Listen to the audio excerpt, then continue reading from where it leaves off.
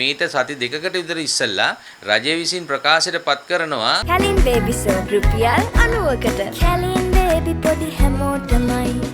කිසිම ප්‍රශ්නයක් නැහැ ලංකාවේ ඉන්ධන මෙට්‍රික් ටොන් මෙච්චර ප්‍රමාණයක් තියෙනවා මාස 2.5කට පමණ ප්‍රමාණයක් තියෙන බව තාමත් පැහැදිලිව මාධ්‍ය හරහා අපිට දැනගන්න ලැබුණා. නමුත් දැන් මෙතනදී රුපියල් 12ක් වැඩි වෙන්නේ කොහොමද?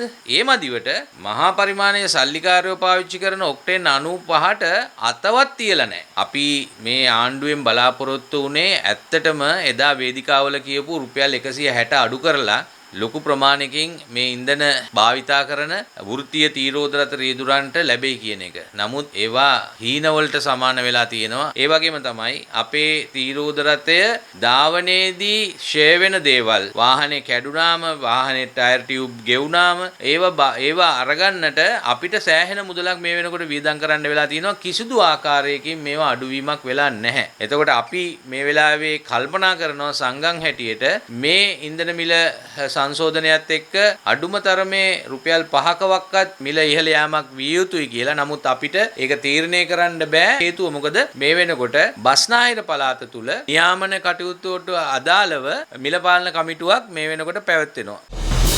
අද දෙරණ YouTube නාලිකාව YouTube අද දෙරණ දැන්ම සබස්ක්‍රයිබ් කරන්න.